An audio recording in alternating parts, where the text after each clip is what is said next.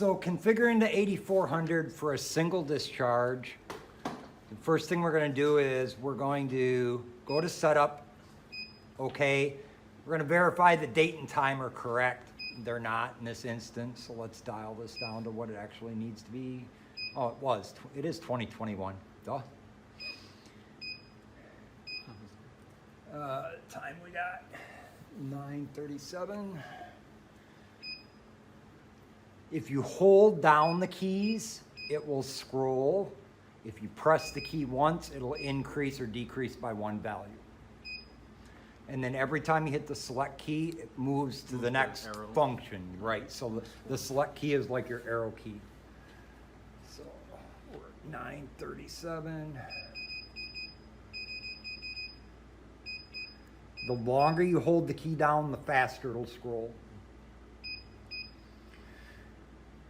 So input type is touch screen, battery low. We're going to select this to pause so that if we get an AC failure, it's going to stop the test, but we're going to be able to restart it and continue to accumulate taking data. Our battery order is from the positive to the negative, so increment from group positive. Okay. And then we're communicating on frequency number 1. It's a tough life you guys have, you know? So we'll exit out of that setup screen. That automatically saves any changes that you make in the setup screen. Automatically saves when you exit out of the screen. We're going to go into discharge. And now you can see we're in preset parameter number 1. And if you use the parameter plus and minus, you can have up to 30 different presets programmed into the 8400 unit.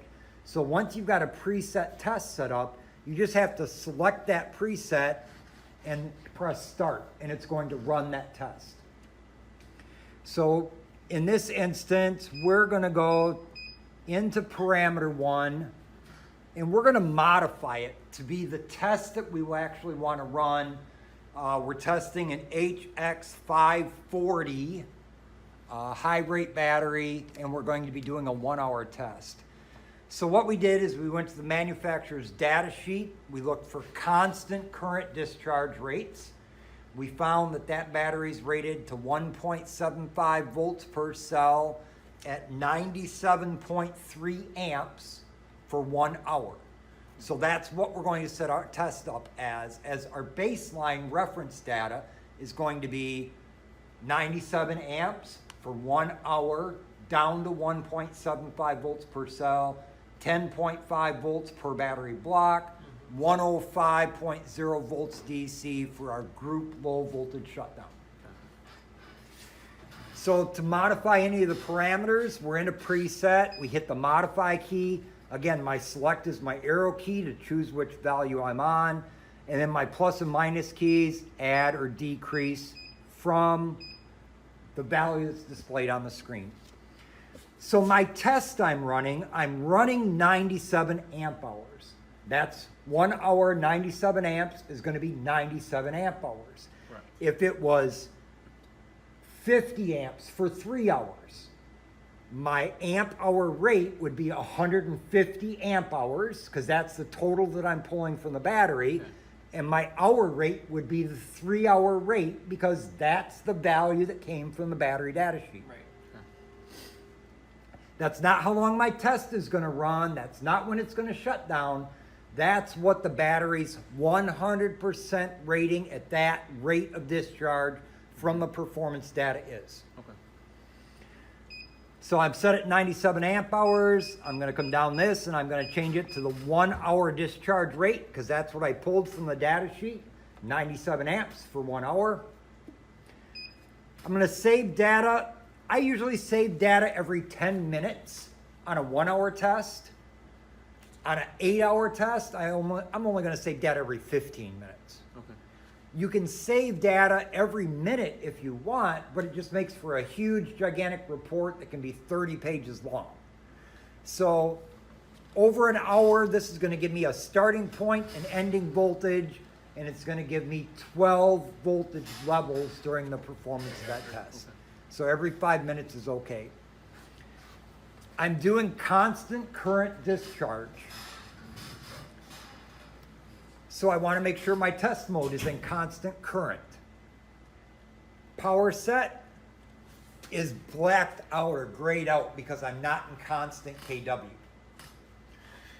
AC error.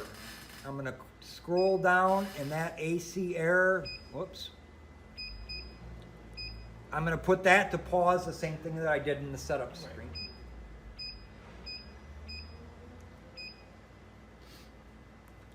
I'm testing one string. So I can test multiple strings of batteries at the same time. The wireless modules will connect to one string and two strings. And then I just set that value to 2 if I'm testing two batteries at the same time. If I'm testing two batteries at the same time, I've got to go back and I've got to remember amp hour rate doesn't change, hour rate doesn't change because the batteries are still rated the same, but my discharge current, my test current, I've got to double because now I'm pulling two strings, and each string I want to run at its rating. So test time, this is a shutdown parameter. So I'm running a 1 hour test, but I want to program this test to an hour and 30 minutes so that if the battery's more than 100% capacity, I let the load bank run long enough to capture what the true capacity is. My test current, I pulled that off the data sheet. That was 97.3 amps.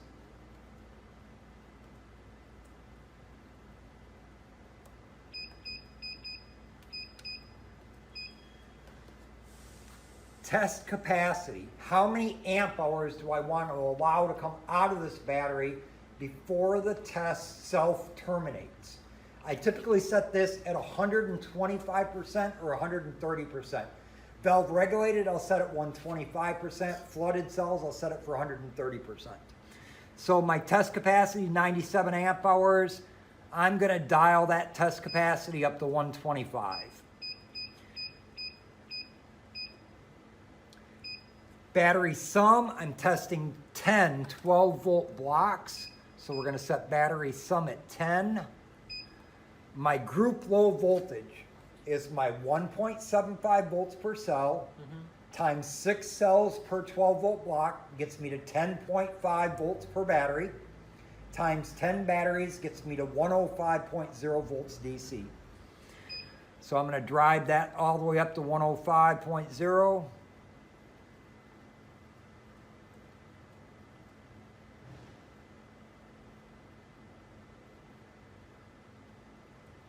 The nice thing about having all the preset parameter screens is once I get the test set up, I no longer have to hold the buttons to dial all the way up through the values. Right.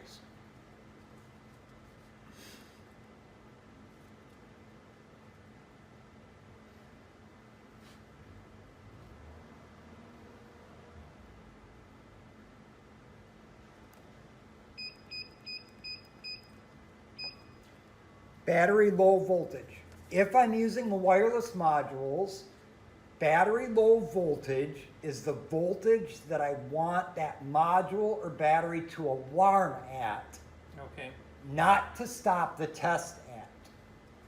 So in this instance, 12-volt block batteries, 1.75 volts per cell. My battery low voltage is going to be 10.5.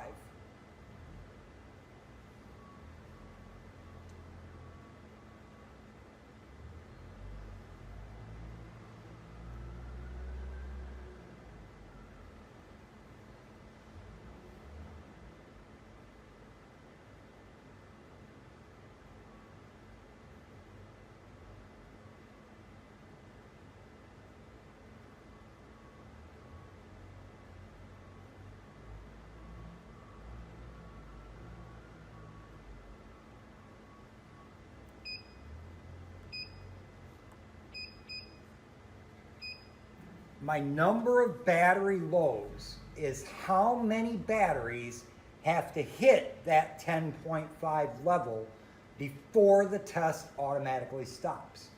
So what happens in capacity testing is people will set this at 1, And as soon as the first battery hits 10.5 volts, it stops the test.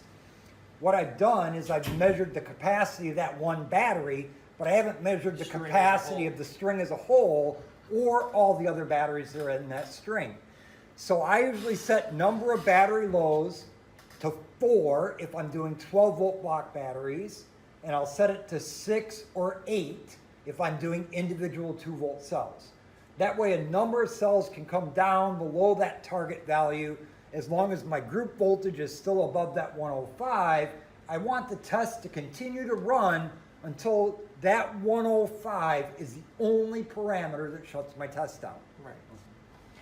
So because we're not using the wireless modules for this test, I'm going to set number of battery lows all the way up to 10 equal to the number of batteries that we're testing. So it's going to ignore us not having the wireless modules connected to the system. Now, once I get all of these parameters set, I'm going to hit the apply button. It's going to overwrite that preset. So now if I go back out, I go back into discharge, all those values that I just programmed are now what show up as preset number 1. And they're going to stay in memory as preset 1 until I modify or write over the top of them. So now that I've got the load bank set up and I've got all my parameters programmed, the next thing is to connect the battery to the load bank. I'm going to measure the battery string at the connector that I'm connecting to. Right now I'm at 133.5. I've got 10 blocks, so each block should be at 13.35 roughly, just to give me an idea of where I'm starting. Now, if I'm using the wireless modules, they're going to appear on the display and it's going to tell me what those voltages are.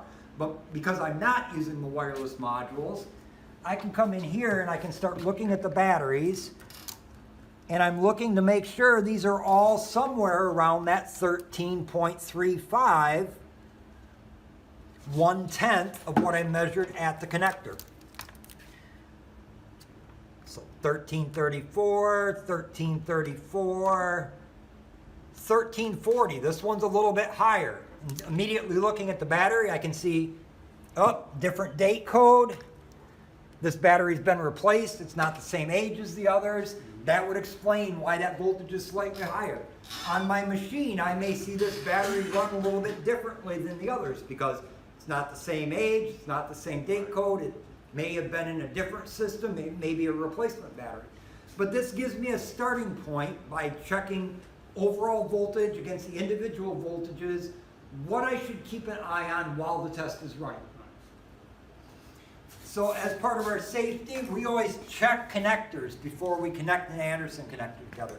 So we always measure that we've got the correct polarity on all these connectors before we connect any battery system to any charger or any load bank or anything like that. So we'll go in, and on the load bank side right now, I don't have any voltage because the load bank isn't a source of power. The load bank only consumes power. When I connect the Anderson connector together, I want to verify cable colors. Red is positive, black is negative. They're marked on the Anderson connectors, but I also want to go back to the other end of the cables and I want to verify my red cable actually lands on the main positive terminal of the battery. My black cable actually lands on the main negative terminal of the battery. So that way when I connect this connector together, I know that my polarities are correct. There's no load, no power here. I'm not going to get an arc or have a problem when I make that Anderson connector to connect to the load bank. Now that my DC battery is connected into my load bank equipment, I come over to the unit, I press the start button, I get a summary screen at the top of the screen. Group voltage, current, total power being consumed, number of battery lows, test time as the time progresses, and amp hours removed. So it'll cumulatively add up the amp hours removed from the battery. As soon as I turn on F0 switch, I see my group voltage of my battery system show up on the load bank. What that does is that connects the battery to the load bank so the load bank can start measuring the values. If I had the individual modules, I could hit the battery key and I could see those individual voltages by pressing that battery key. I hit the chart button and they would be in a graphical format. I can go back and I can hit the parameters screen and I can review my test parameters, make sure they're set correctly. I can modify them if needed. If not, I can just exit back out, back into discharge, my summary screen. I'm gonna press the start button. You're gonna hear the fans on the 8400 turn on to start airflow for cooling the load bank before the load actually gets applied. I get an acknowledgement to make sure that the fans are running. I hit OK. It's going to tell me to turn on the F1 switch. As soon as I turn this switch on, load bank is going to start gating the IGBTs inside. It's going to start loading up the battery. We'll see voltage collapse. We'll see current rise.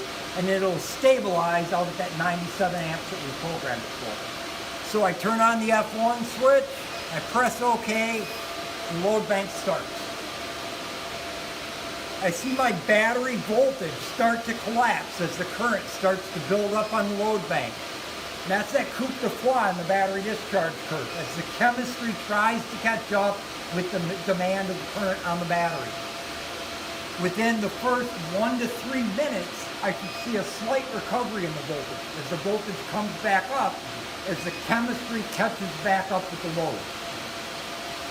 And then from that point on, I'll see a stable DC voltage over the course of my test.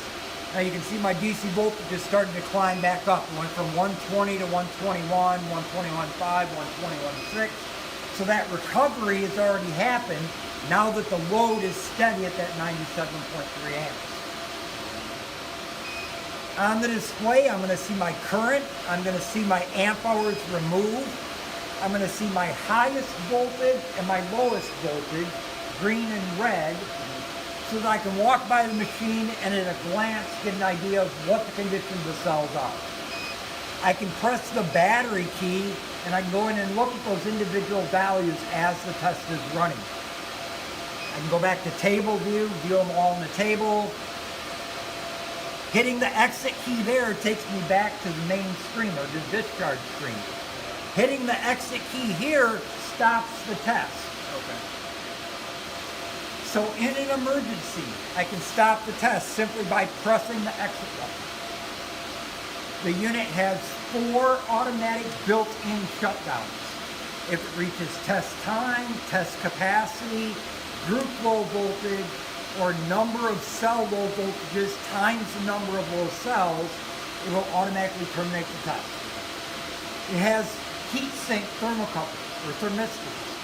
So if the heat sinks reach 40 degrees Celsius, it'll give me a high temperature alarm and it'll automatically stop the test on the overtemperature. Now the test is going to run for 1 hour and 30 minutes that we programmed. It's going to run to 1.105.0 volts for the entire battery system. And we'll be able to measure the amount of time that the battery lasts until it hits that 105. And we want that group low voltage to be the shutdown parameter that terminates the test.